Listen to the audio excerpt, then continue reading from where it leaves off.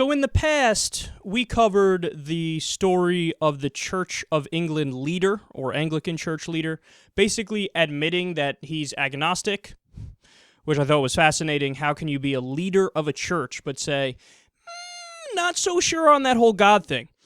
And it was a great story, and it was an interesting story because you got to learn about one of the most liberal, if not the most liberal church around and how they react to situations like that.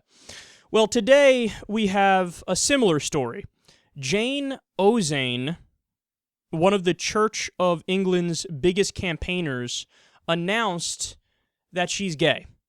She said, quote, "God is a God of surprises. We can never be sure of what the future may bring, but what I do know is that he will always look to transform our darkest hours into something beautiful."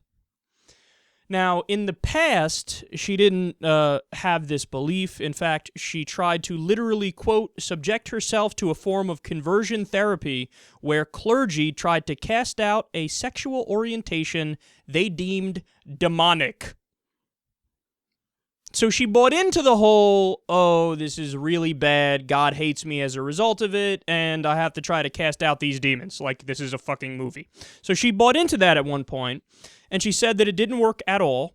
So then she had a 5-year relationship, and she thought it was very fulfilling. She said, quote, "It was God-given in so many ways."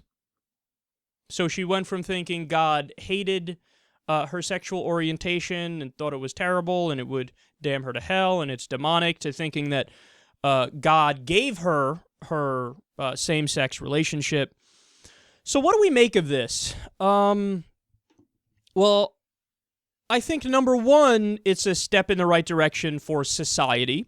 Anytime you have any religion, whether it's Christianity or Islam or Buddhism or Jainism or what have you, anytime any religion takes a giant step towards modernity and towards acceptance and towards rationality and real morality, I would argue, it's always something positive because the net results are just empirically better in terms of our society functions better.